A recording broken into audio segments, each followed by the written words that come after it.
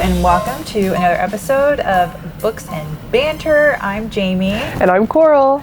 So it is summertime, people are traveling, so we thought that we would look at some books that are coming out soon that take place in international locales. So Coral, what is on your to-read list? Yeah, so the first one, it's got a very jarring cover. It's called Mona's Eyes by Thomas Schlesser. Mm-hmm.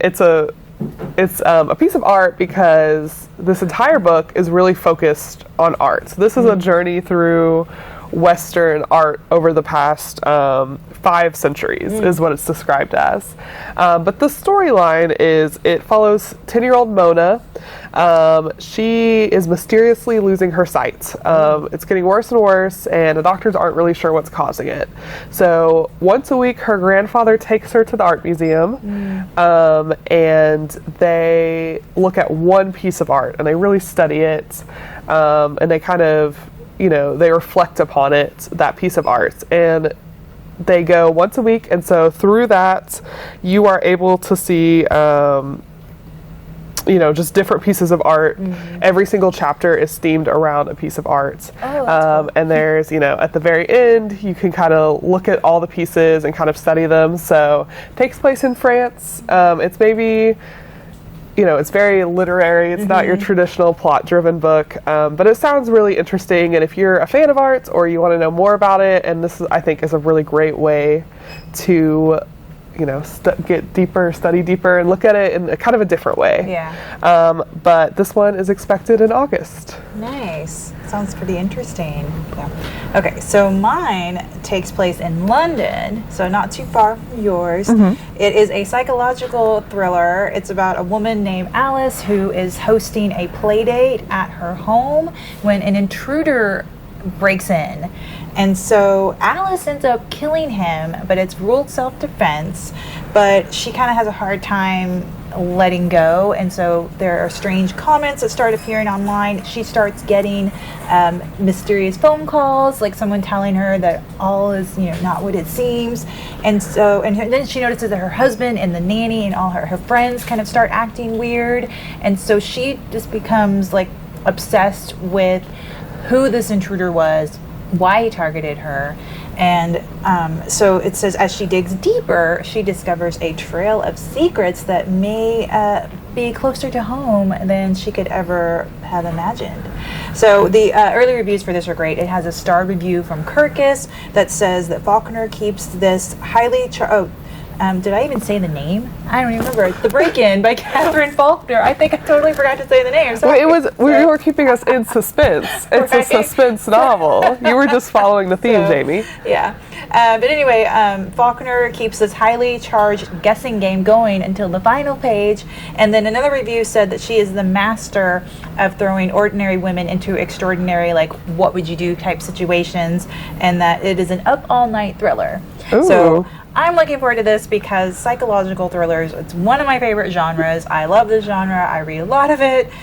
It's also, I'm a bit of an Anglophile, and I love stuff that takes place in the UK. So I will definitely be checking this one out, and it is expected in August.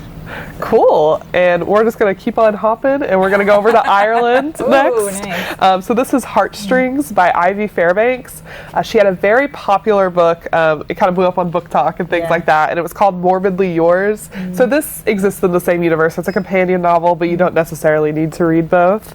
But this follows Celio, and she's a Texan, and she has transplanted to Ireland to go to medical school, so a little fish out of water. And she kind of falls madly in love with this man named Aidan. They have this quick, deep romance. He's a lawyer and he's a musician, so hello. And Irish. There's a lot going for him here. Yeah. But then, during this quick romance, he gets the chance to go to London and record an album. Same thing. Record an album. So he the relationship ends on a little bit of a bitter note. But he becomes very famous. You know, this album takes off. It really defines his career.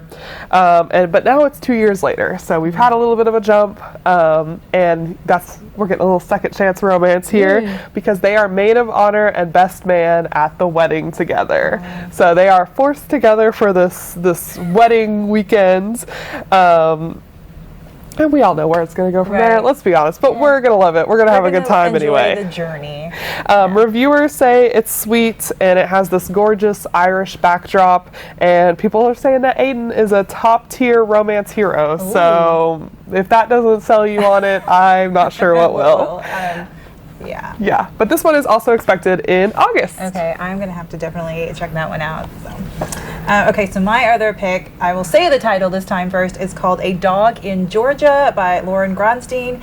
So it's about a woman named Amy who was a chef, but she kind of put her career on the back burner to focus on being a wife and a stepmother. But now her stepson is off to college, and she suspects her husband might be having an affair. And so she kind of feels like she's lost her place in life. Her escape has been watching YouTube videos of a dog in Georgia named Angel, and she watches these videos of Angel walking the children of Tbilisi to school. But then Angel goes missing. So Amy just decides to hop on a plane, and she's going to go to Tbilisi to help find him. But along the way, she might find herself too. So I think this sounds interesting because I love dogs.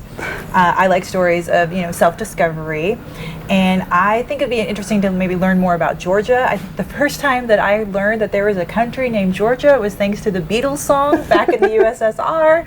So, Publishers Weekly says that the pleasure of this novel is watching Amy's transformation, which feels genuine. It says readers will be transported. So I think if you like books, like Eat, Pray, Love, you'll probably enjoy this. And it is also expected in August. Yeah, sounds like we've got a good mix of kind of genre and literary, so no matter what you're looking for, we have something for you in this one. But as always, we encourage you to check the content warnings for these books before you read them. We haven't had a chance to read these yet, even though we're excited, but we want you to make sure that you are reading what you'd like to read. So if these don't work out for you, make sure to watch one of our other videos or talk to one of our library staff members. They'd be happy to help you. But thank you so much for watching, and we'll see you next time. Bye!